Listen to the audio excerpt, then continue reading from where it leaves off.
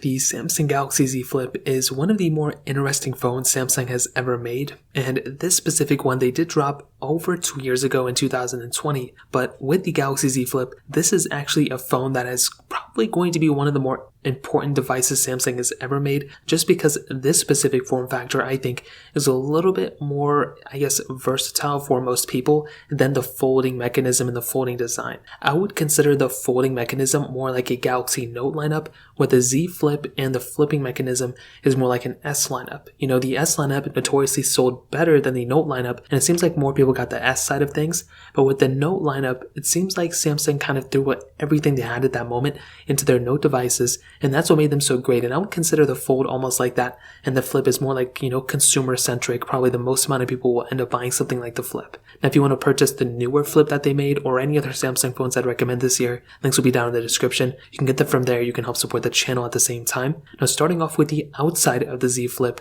what's very, very interesting about this phone is that personally, I like the design of this thing. There's kind of two form factors to it. So on the top, or when it's closed, you do have a little bit of a cover display. This is a 1.1 inch, OLED panel. And what's great about this is that if you have any notifications or anything small like that, you can pretty much just tap the top of this display and you'll basically be able to see different information like that. So I think that actually does add a little bit more capability to this device. And for some people, if you don't own a Galaxy Watch or anything like that, this is a decent alternative. You're not getting all the features, but if you don't want to go ahead and unlock your phone and use it and all that stuff, you can just, glance at your phone for the most part, tap the screen, and you'll basically be able to get a little bit of information that way, which I actually do think is pretty cool. Now, opening it up, this is the more interesting thing. So with that flipping design, this is where things get a little bit more interesting. You can go ahead and prop this thing open, and it has a beautiful 6.7 inch dynamic AMOLED display. Now, it's 1080p, it's not quite the highest resolution. I will say they have improved the design and made things a lot better since this first iteration,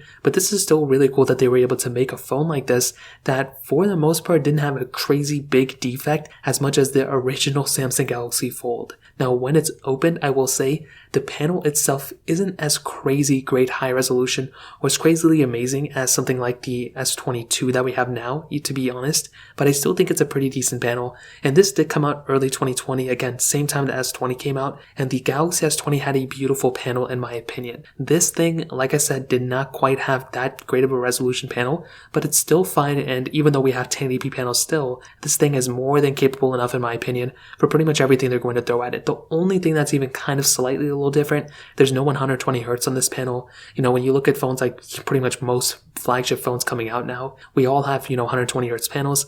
Unfortunately, this thing doesn't really quite have it, but I still think it's totally okay for the most part. Now, we have USB Type-C port on the bottom of this thing, no microSD card slot, which is kind of a disunfortunate thing to be honest, but we also don't have one on any of the Samsung phones for the most part now that are flagships. And on the back, we have the standard glass back, but again, it's really cool that we have like two different parts of this phone. We have it folded and we have it closed. And even though there's not a crazy amount of capability when it's folded, it's still really cool that Samsung put a cover display on this phone, 2 years ago that we can still kind of utilize in this day and age. Now, on top of all the other features this phone has in terms of the folding design, we also have the camera setup on this phone too. Now, on the front or on the back, there's only two camera setups unlike the Folds, where sometimes, there's like multiple different cameras going on. With this phone, we had a dual camera setup on the back. So it's two 12 megapixel lenses, a 12 megapixel wide, then a 12 megapixel ultra wide lens, where on the front of this phone, we had a 10 megapixel wide angle lens. Now, on the back, we could do 4K at 60, on the front, only 4K at 30, which I think is perfectly fine. But as I mentioned before, Samsung makes really good cameras, and for the most part, if you're even using this camera, it's still more than capable. Samsung throws a lot of different features inside of One UI, and since this thing is pretty much still supported with software, you are getting a ton of different features built into this phone. And from that standpoint, I think it's completely cool, and I think it's completely worth it for sure. Now, that doesn't necessarily mean it's completely worth it in every single standpoint.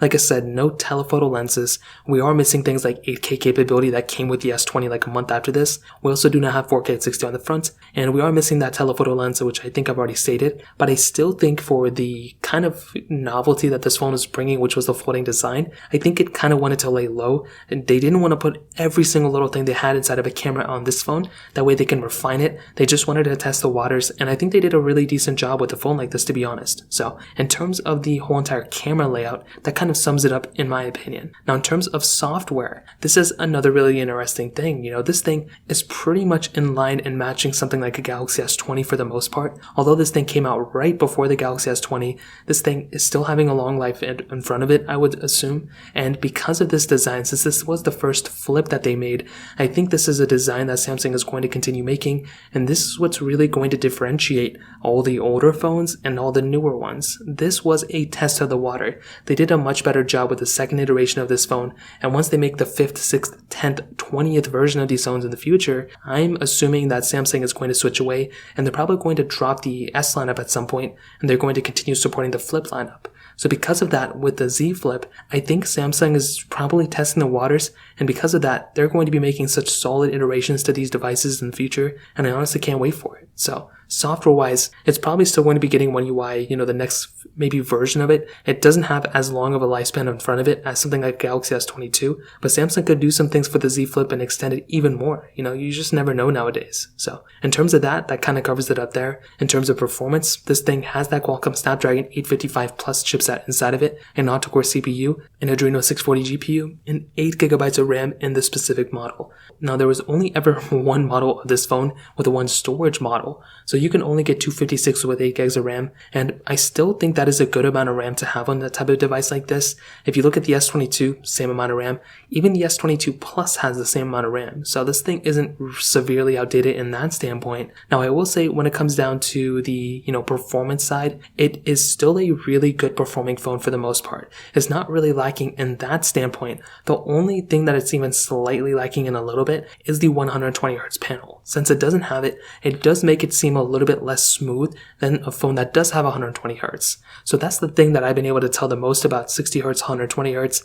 Realistically, the performance is going to be dependent on what you do with it. In my opinion, I think this is still a really good performing phone. No matter what you do with a device like this, you're still going to be in good hands for the most part. But when you look at something like a Galaxy S22 with its newest chipset, even though it has the same amount of RAM as this one, that is going to be a better performing phone and better feeling phone in terms of performance, just because of that 120Hz panel. So this phone's performance I think is still good enough, and I still think it's great, but if you are able to go ahead and take it up a notch, it may make a little bit more sense to buy something like a Galaxy S22 or one of those devices. Now in terms of battery life, this thing has a 3300 mAh battery inside of it, which really isn't that big of it's not like the craziest size battery of all time, but the fact that they were able to make a flipping phone that has a 3300 mAh battery inside, that is actually pretty decently, cool of Samsung to do. And although it wouldn't be like the first phone I would recommend, it's not a phone I would show off for battery life, I still think it's cool that Samsung did something like this, and I do give them some credit in that standpoint as well. So in terms of performance, that kind of covers it up there. And to be completely honest,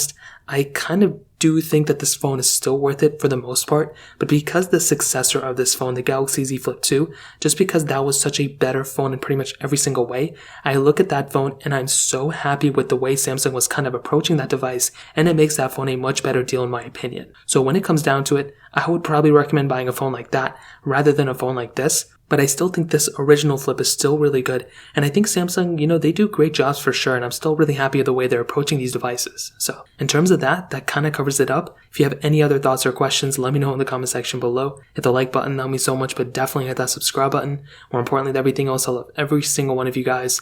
Hopefully I'll catch you guys in the next video. Peace out till then.